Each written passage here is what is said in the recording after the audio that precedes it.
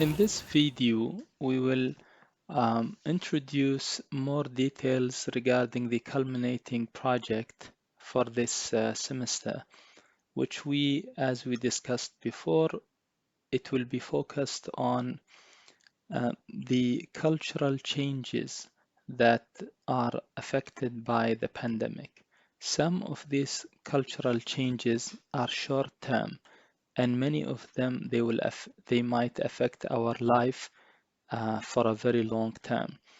Uh, the goal is to analyze the different social changes that are pertaining to cultural aspects or cultural characteristics, whether it is materialistic or non-materialistic parts of the culture. From the non-materialistic part is the values and the norms and the laws and the beliefs and anything that's not from the non-materialistic part of the culture.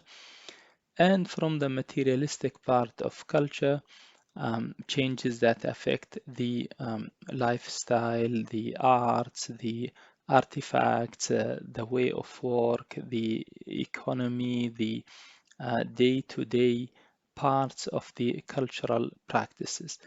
It's possible to look from micro sociology or macro sociology to the whole problem and then start to divide it into parts and then speak about each part. Perhaps it's much easier to use the macro sociology perspective in which we look at it from top down.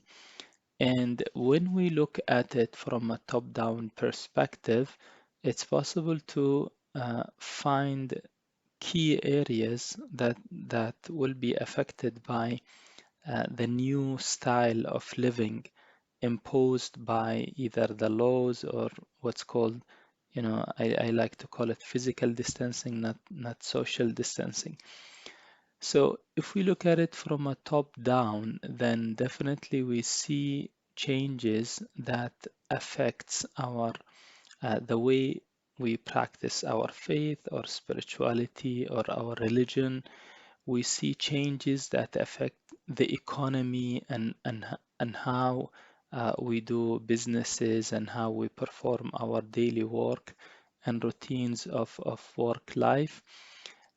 Also, the economical effects that are local and global on small businesses and medium businesses, and whether or not they will survive this pandemic.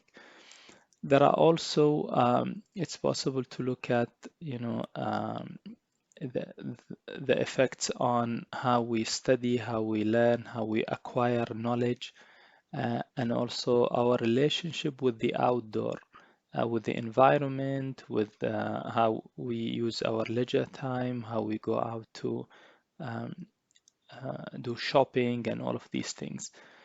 Also, we can study how the social relationships are being affected and how people interact with each other during this time of pandemic, or as a consequence of this moving forward, what will be the long-term effects on uh, people's relationship. We hear a lot that um, many are speaking about not shaking hands anymore, and let's use this as an excuse, and it will resolve the issue of the flu anyways. And since we started, uh, to get used to it, then we should not do it again. And different people coming up with different ways in which physically trying to show ways of shaking hands or different using different gestures into that. So how people meet and how people interact and how people greet each other. There are also effects about staying more at home, cooking and food and the relationship with the environment at home.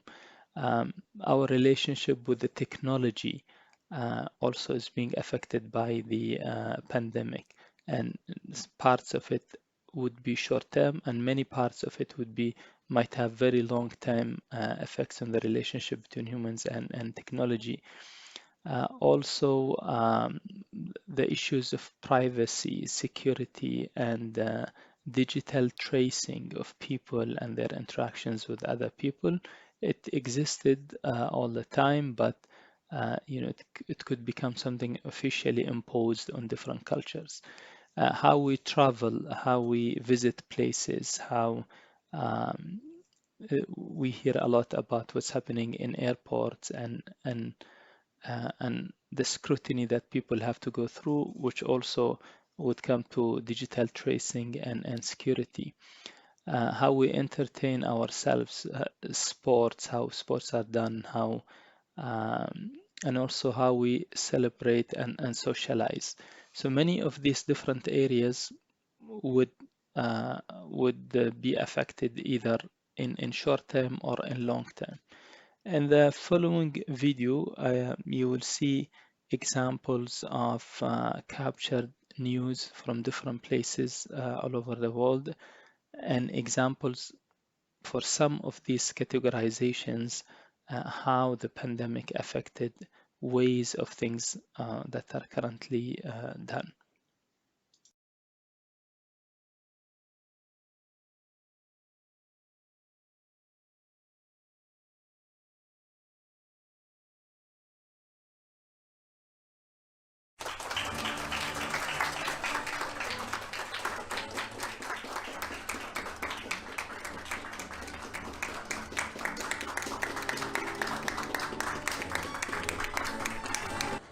さあ、世界初の試みということで、やや緊張の趣でお二方操作していらっしゃるようですが、緊張しますよね、初めてのことですからね。はい、お二人が今学長になります。思います。はい。はい。ありがとうございます。はい。はい。はい。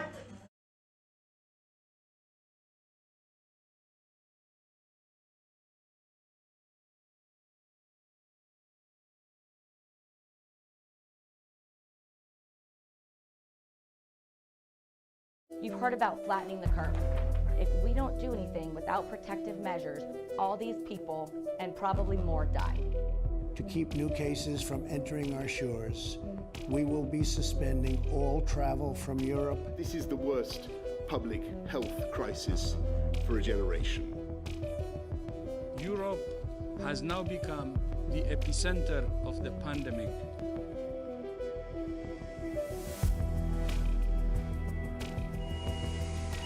They're fighting a war here and they're losing. The Italian Prime Minister has announced restrictions on movement across the entire country. Siete degli irresponsabili, dei cretini, degli emeriti cretini. Se tu non esci, non ti preoccupare, non succede nulla. È inutile che scriva a me, che cazzo mi scriva a me? State in casa che non succede niente.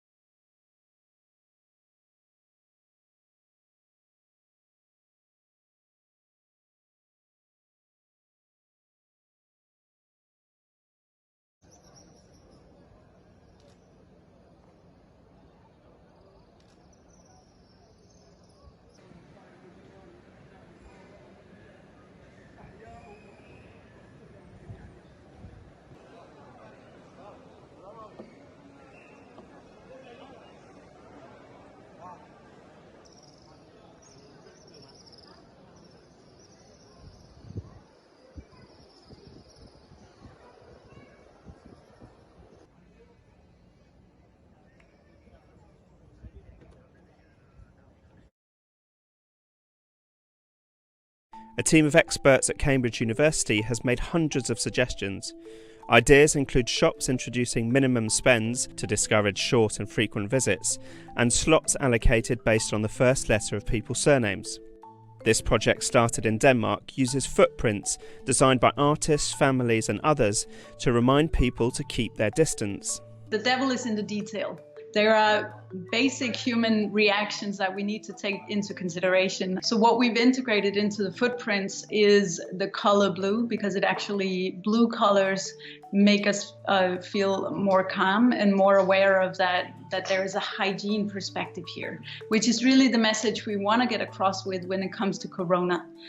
We do not want panic. We do not want people to get afraid, but simply stay calm and be aware of hygiene and keeping a distance.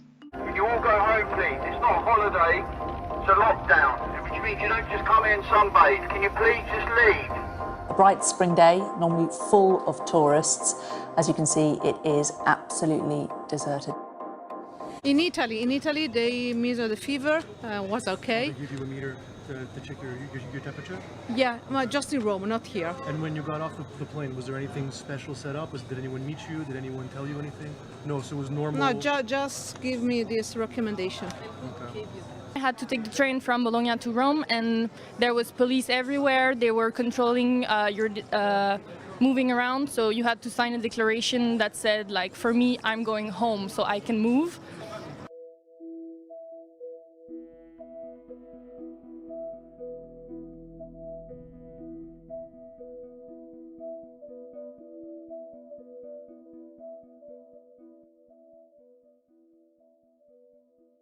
A capire, a dare più importanza alle piccole cose, alle cose che in prima mi sembravano scontate. Vivere, respirare, non so, una passeggiata, un abbraccio.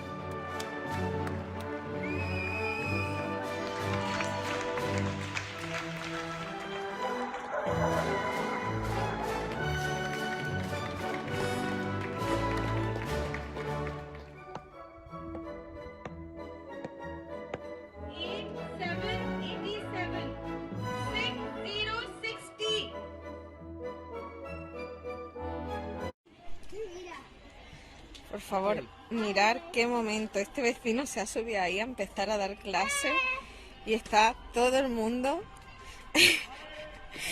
en sus terrazas. And so here we are in a building that we don't know when the Leafs are going to play next. We don't know when the Raptors are going to play next. And all we have right now are questions. And I don't think the leagues know the answers. I'm not sure the scientists know the answers. Right now in Denmark, we are opening up the workplaces. There are so many different areas in a workplace where you need social distancing that we've never thought about before. And I mean, we're waking up to a new normal. So even if you're waiting on the coffee maker, if you're standing in line at the canteen, if you're sitting on the bench, you need to be aware of social distancing. Britain could look at California's roadmap when it comes to businesses. They will need to adhere to physical distancing measures such as staggered seating and have deep sanitation and cleaning practices in place. Scientific advisors are reported to have told the government that working from home will be encouraged indefinitely. Across the world, schools have been closed for weeks and even months on end. Making matters worse, no one actually knows for sure when they'll be able to reopen, as the coronavirus pandemic shows no sign of abating anytime soon.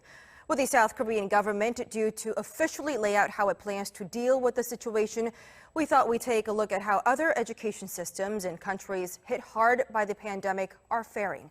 Our Choi Won-jung has this report. With the COVID-19 pandemic taking over the world, schools around the globe are having to close their doors. In China, the new school semester has been postponed since the beginning of the year, calling on students to stay at home. As an alternative way of learning, the country's education ministry encouraged schools to use online platform, launching a national internet cloud classroom for teachers and students to study at home. Outside of Asia, Italy, the worst-hit country in Europe, has shut schools across the nation.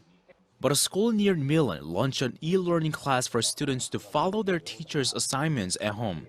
In France, students currently under a national lockdown are unable to attend classes, while some are conducting them through a video web conferencing app called Zoom.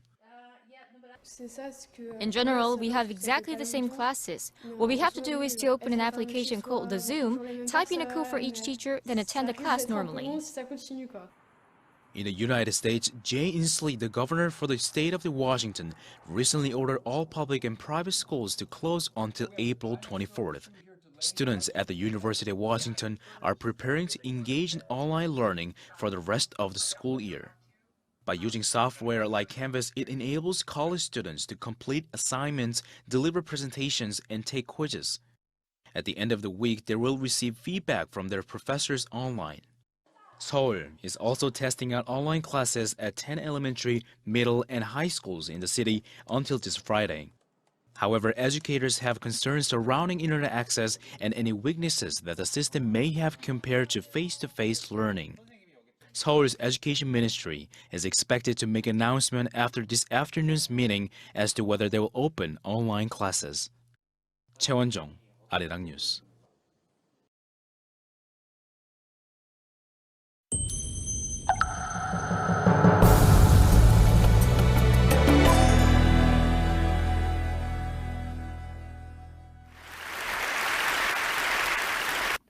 Pleasure to be here, Chris.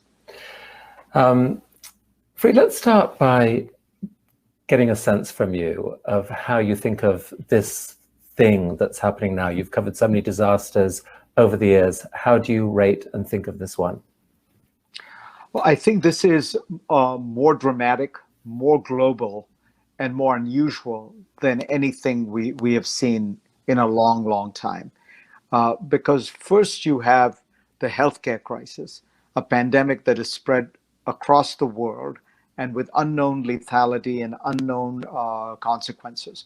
And that is raging as we speak through the world. But then has come an economic reality which has become more and more acute, which we were just hearing about. I think it's not right to call this a recession or even to talk about a Great Depression. This is sort of a great paralysis, because for the first time that I can think of in recorded human history, you have had a literal standstill of the major economies of the world, large parts of the major economies of the world, which have literally just stopped functioning. The basic principle of economic exchange is not happening because human beings are not in proximity with one another and therefore cannot engage in that. So you are seeing a simple paralysis of that, which is much deeper, I think, at least in the short term, than even the Great Depression. Then you get the result of what this does in poor countries, because so far we have just talked about what is happening in rich countries, and now you get to the Indias of the world. And there you have the problems I described, except these countries are cash poor, budget strained in budget terms, have poor healthcare systems, and have a lot of overcrowding. I mean, think about the slums of a place like Mumbai or Calcutta or Nairobi. And then you add to this the geopolitics that is going to come to play as everybody draws in, as everybody becomes more nationalist. The most powerful expression of that is, of course, the European Union, which has been the celebration in the pooling of sovereignty. And what has happened in Europe is almost all the countries in the so-called visa-free zone, the passport-free zone, the Schengen area, have reimposed borders for the first time in decades. And when Italy asked the European Union, with fellow European members, for help, the 26 other countries to send them medical supplies and things, not one said yes. By this, you know, if the Spanish flu that killed multiple times as many people in percentage terms as this one will likely, if that didn't kill restaurants and theaters and sports, I'm not sure this will. I think the people are painting a picture of a world where there will never be restaurants and there will never be movie theaters and there will never be, gatherings of any kind.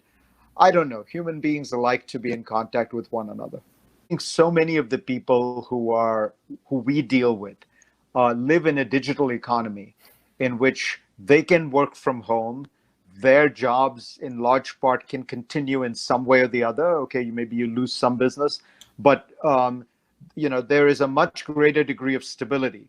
But for the vast majority of people who are losing their jobs, they're losing their jobs because their work can't be digitized. And I think it's important to recognize this is creating its own kind of new inequality an equality between the digital economy and the material economy, between knowledge workers and non-knowledge workers, which maps on rather, tragically in similar ways to the old inequalities, in which people who were knowledge workers did well and people who were working with their hands did not. Yeah, no, absolutely, and it's. I mean, the only piece of hope I can see from that is that so many people have developed this newfound appreciation for the amazingness of the work of people they didn't spend enough time thinking about. You see, people talking with great gratitude about their delivery man or the woman who for their once a week visit to the grocery store, if they could manage that, and so forth. And these people are heroes as workers on the front line. The question is almost like, do you see any chance that kind of attitude will survive this, that will hold on to that and somehow reframe the priorities in our economy, the people who we think should be compensated more perhaps, and just how we all think of each other as much more interconnected than we know? Or do we just forget about this after a month of things kind of going back to normal? I hope we do. And I think some of that depends on people like you and me, who do have a role in shaping public dialogue and public memory, not to make sure that it doesn't get forgotten, and that we do remember that, we're all in this together. I often think about that when you're dealing with people in countries like the United States who are poor, who don't vote, who don't write op-eds. How do you make sure that perspective and that voice is remembered? Unfortunately, the structural reality is that the digital economy will do even better out of this recovery, because people will learn that they can buy groceries online when they might have not wanted to do that beforehand, and the little mom and pop store on the street corner might lose more business as a result of it. So it's all the more reason to try to remind people that we're all in this together.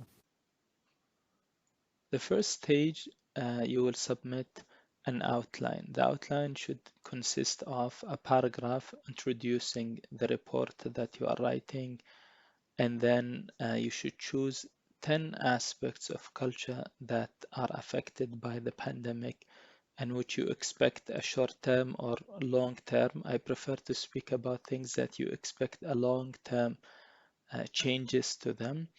And then for each of these aspects, some of them should be pertaining to true culture or false culture, which means these changes are changes towards something that's part of a true culture or part of a false culture.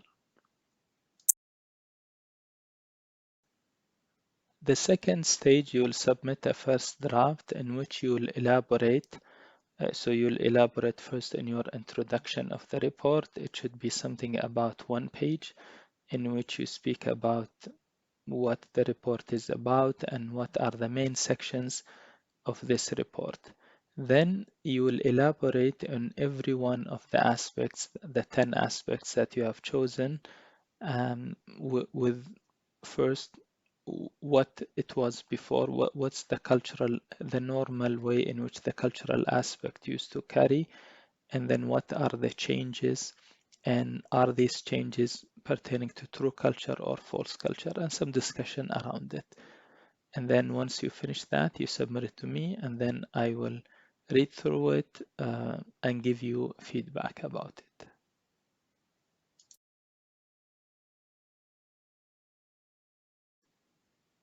Then I will give you, once I give you the first draft with the feedback, you'll get time to work on the final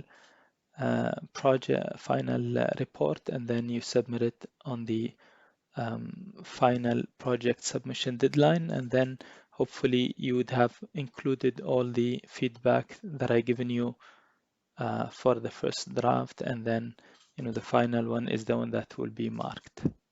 So wish you good luck, and looking forward to read your contributions, analysis, and predictions.